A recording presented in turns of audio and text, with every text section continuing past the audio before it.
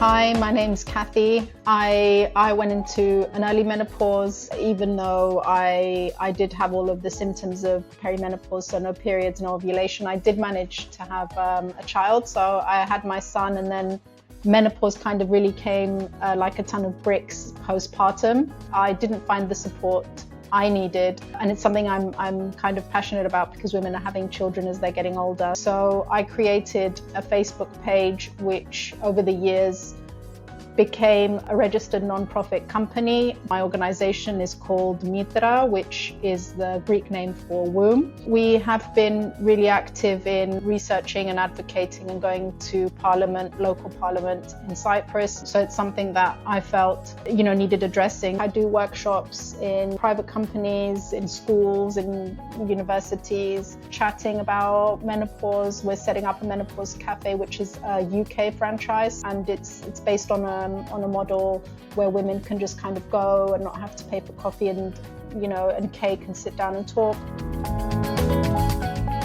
The workplace was built very much around men and how men work, because women weren't in the workplace. It was obviously something that when women started coming into the workplace, it was already stigmatized. You kind of couldn't talk about your health. I think we're kind of getting over now because of social media. There's a lot of discourse around menopause and menstruation. People don't want to be stigmatized in the workplace, especially if you're in upper management.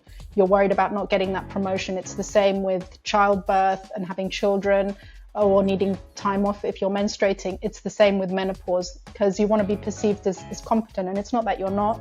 You just might need your time if you're having a hot flash.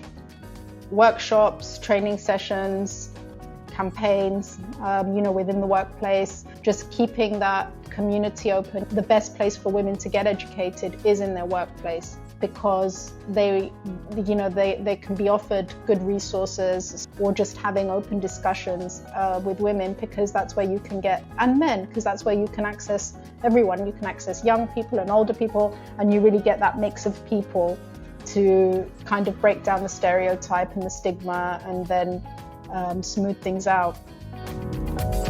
I think really understanding what employees need is the first thing you can do to changing or making a supportive workplace. You can obviously put policies in place. I think it's really important to have a menopause/menstruation policy. To make sure that a policy is what the company needs, you need to speak with your employees and make sure that you're representing everyone. There's intersecting identities, there's culture. So, what's culturally appropriate for me, like being here and talking about this, for another woman, she might not be able to do that because her culture has never spoken about menstruation and menopause.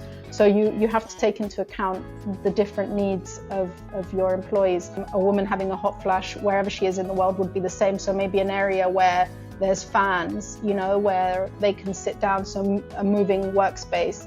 In terms of musculoskeletal kind of issues that women have as they're aging, that could be some chairs that are available for women to use, that might be a little bit more ergonomically appropriate. There could be walking desks, 1 or 2 walking desks with a walking pad underneath, maybe a soft mouse pad, something where you can rest your hand on, or adjustable screens.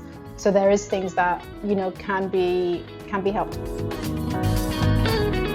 Male managers, they're important allies. They can lead by example. I think men really need to realize that it's not only a women's issue. It is their mothers, their daughters, their wives. Just don't leave anyone behind. Younger people are really important because they also offer a new perspective, and they're the future of the company. So having them on board, I think, is really, really important. Then you'll get empathy from them, and empathy from older people towards younger people. So I really think it's just a holistic perspective. You can go to the NHS website and you can go with a symptom checklist, which is free on the NHS, on the NICE guidelines. You can find these anywhere by Googling.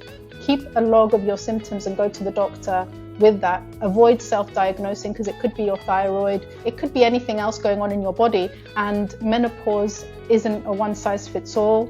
I say this all the time: if your doctor's not listening, change doctor. Keep changing doctor until you find someone that's going to listen to you and appreciate your problems and really want to listen to you. And there is those doctors, there's many of them.